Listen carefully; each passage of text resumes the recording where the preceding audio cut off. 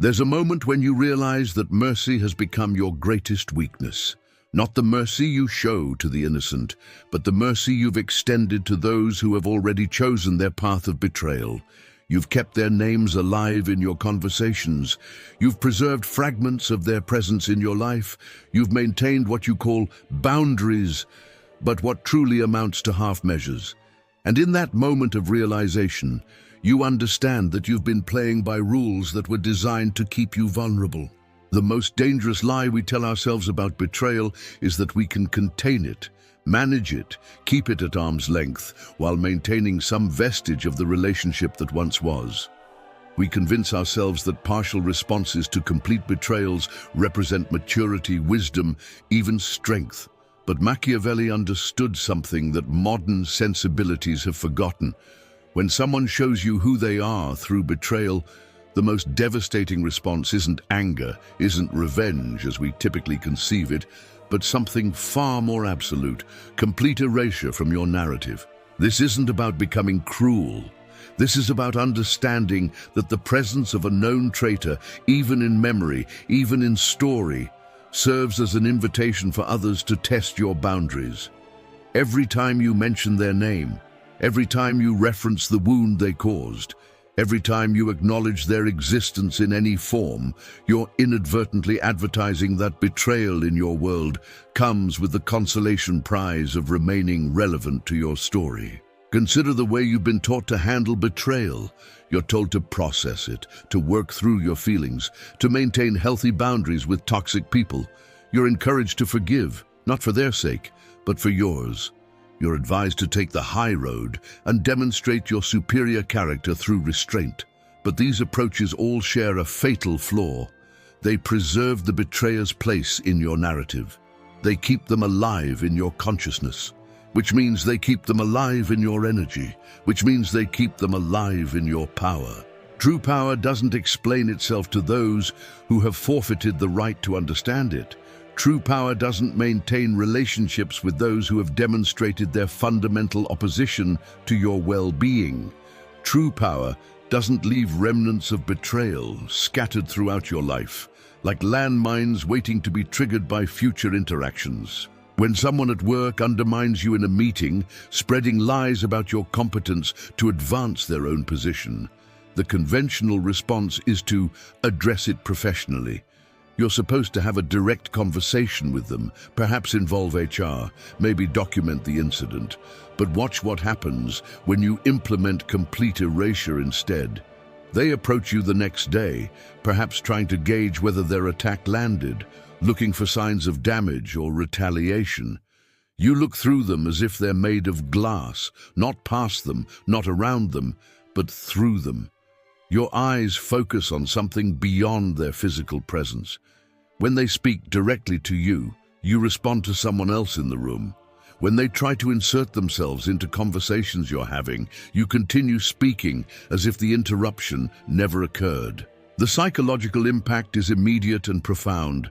They're forced to confront the reality that their betrayal didn't create the reaction they expected.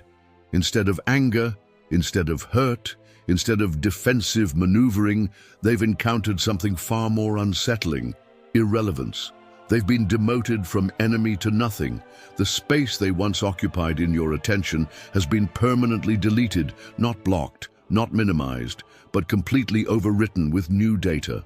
This principle scales across every domain of human interaction.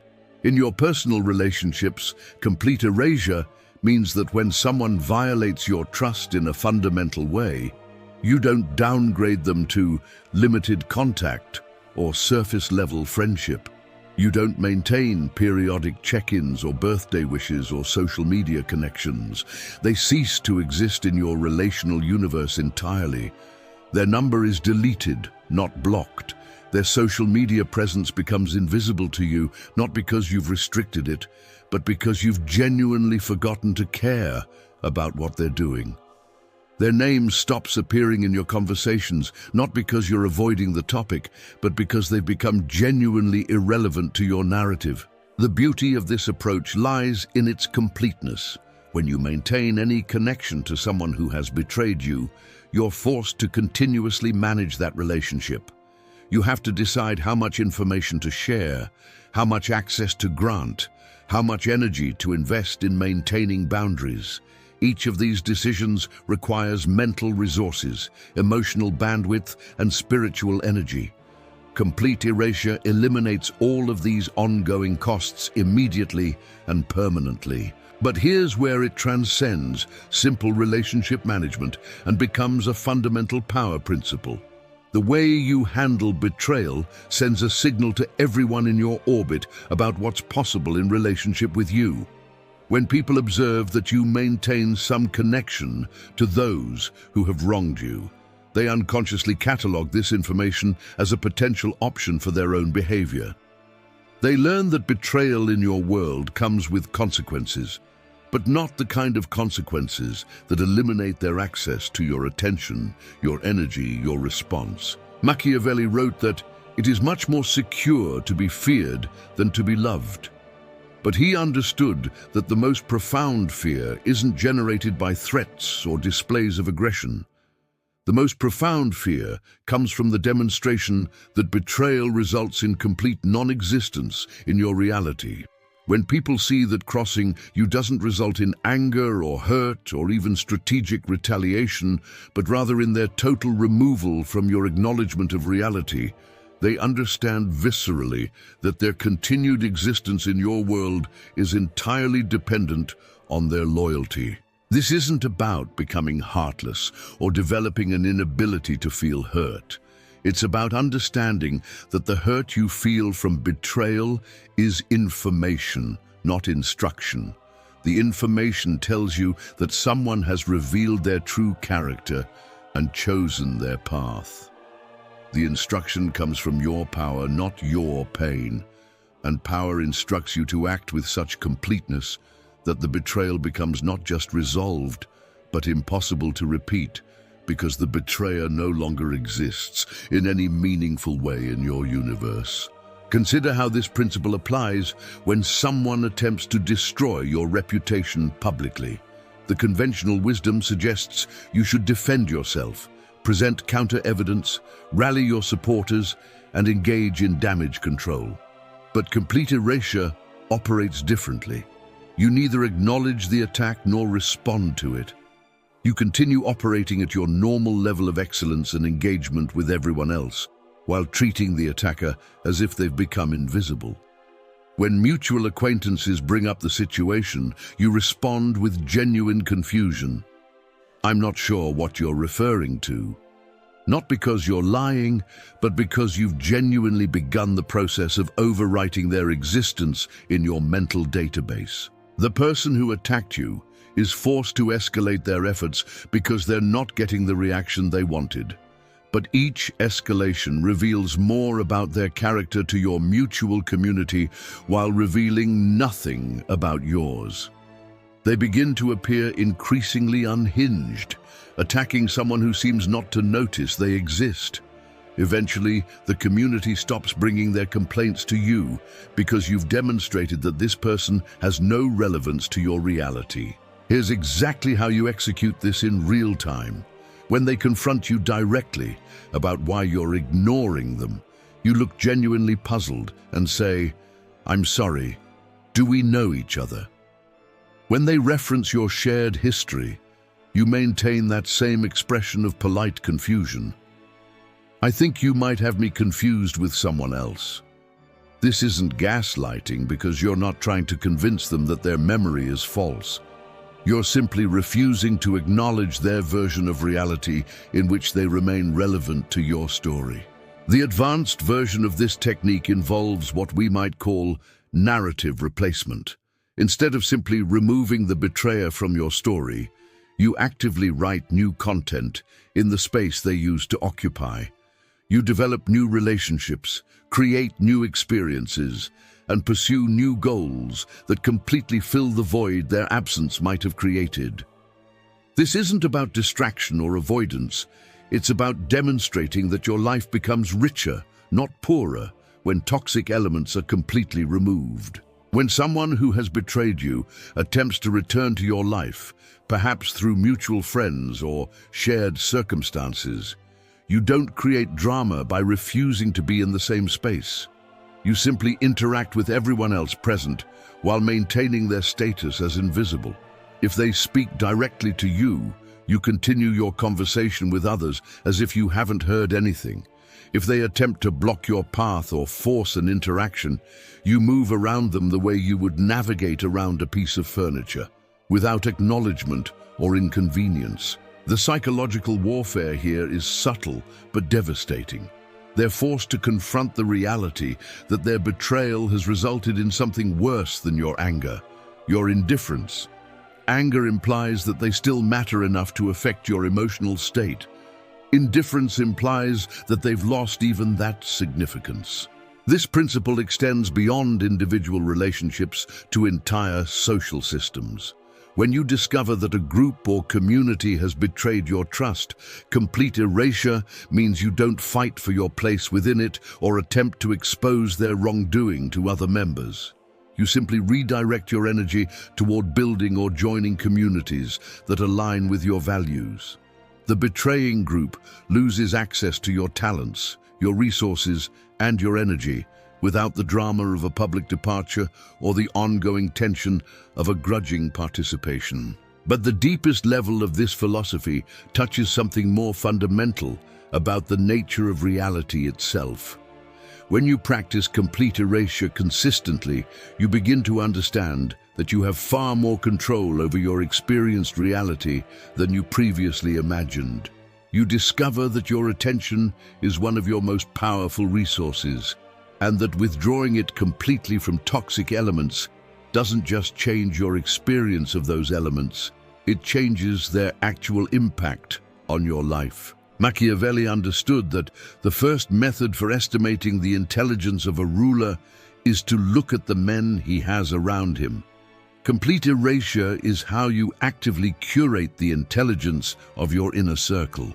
By making betrayal equivalent to complete non-existence in your reality, you create a selection pressure that naturally filters for loyalty, integrity, and genuine care for your well-being. The people who remain in your orbit understand that their access to your attention, your energy, and your presence is a privilege that can be completely revoked. This doesn't make them servile or fearful, it makes them conscious.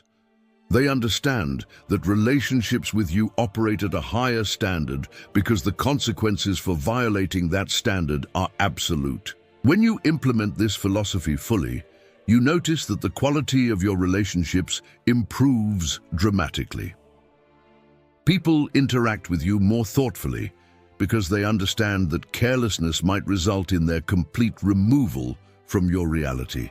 They bring more intentionality to their words and actions because they know that your attention is both valuable and revocable. This creates what we might call loyalty gravity. People begin to feel pulled toward more loyal, more authentic versions of themselves when they're in relationship with you. Not because you're demanding or controlling, but because you've created an environment where those qualities are naturally selected for, and their opposites result in immediate irrelevance. The most sophisticated practitioners of this philosophy develop what appears to be an almost supernatural ability to attract loyal, high-quality people while repelling those with toxic intentions. They're not screening more carefully or becoming more discerning in their initial judgments. They're simply maintaining such clear consequences for betrayal that people with betrayal in their hearts tend to eliminate themselves from consideration before any real damage can be done. Here's what happens when someone tests your boundaries in a romantic relationship. Perhaps they maintain inappropriate communication with an ex-partner, or they prioritize someone else's needs consistently above yours, or they violate agreements you've made about respect and consideration. The conventional approach involves conversations about boundaries, ultimatums, relationship counseling, and gradual escalation of consequences. Complete erasure operates differently. You don't announce your decision or explain your reasoning. You don't engage in lengthy discussions about what they've done wrong or how they might fix it. You begin the process of overwriting their existence in your romantic reality. You stop initiating contact, stop responding to their attempts at connection, and start redirecting the energy you were investing in the relationship toward other pursuits. When they confront you about the change, you maintain that same expression of polite confusion. I think we may want different things. When they ask what they can do to fix things, you respond with genuine perplexity. Fix what? I think we're just not compatible. The person who was testing your boundaries discovers that their test has resulted in something they didn't expect, the complete dissolution of their access to your romantic energy. They can't argue with incompatibility. They can't negotiate with someone who has fundamentally concluded that the relationship doesn't work. They can't manipulate someone who has genuinely moved on to other possibilities. This doesn't mean you become cold or cruel in romantic relationships. It means you become absolutely clear about the cost of betrayal. When someone shows you through their actions that they don't value the relationship enough to honor its basic requirements, you don't spend your energy trying to convince them to value it differently. You redirect that energy toward people who demonstrate their appreciation through their behavior. The advanced application of this principle involves what we might call preemptive erasure. As you develop more sensitivity to the early warning signs of betrayal, you begin implementing complete erasure at the first indication of fundamental disrespect or disloyalty. This prevents betrayals from reaching their full manifestation because potential betrayers discover immediately that their access to you is completely revoked the moment they begin moving in that direction. People learn to self-correct around you because they understand viscerally that there are no second chances for fundamental violations of trust. This doesn't make you harsh or unforgiving.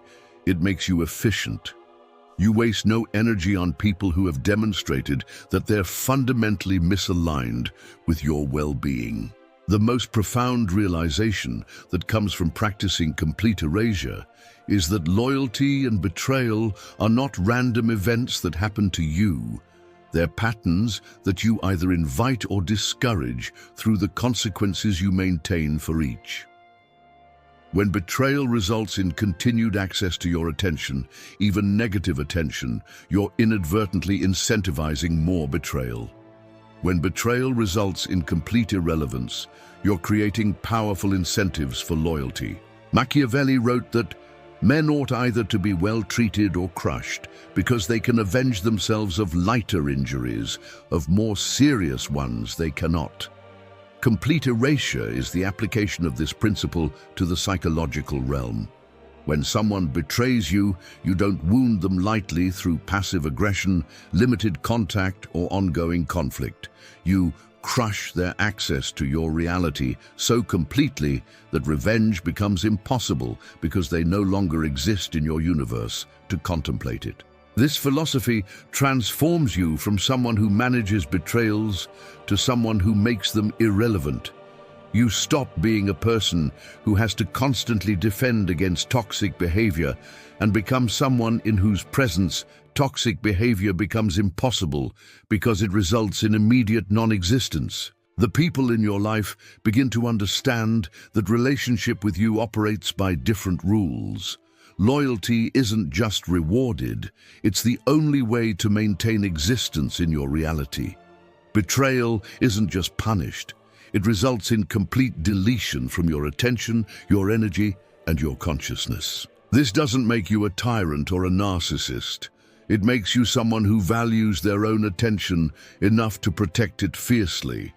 It makes you someone who understands that your mental and emotional space is sacred territory that should only be occupied by people who demonstrate respect for its value through their consistent behavior. When you master complete erasure, you discover that most of what you previously thought of as relationship problems were actually attention management problems. You were investing your most precious resource, your conscious awareness, in people who had demonstrated that they would use that investment against your best interests. The final evolution of this philosophy is the recognition that your ability to completely erase toxic elements from your reality is one of your most powerful tools for creating the life you actually want to live. Every moment you spend thinking about, talking about, or engaging with people who have betrayed you is a moment stolen from building relationships with people who genuinely care about your well-being. Complete erasure isn't about becoming heartless.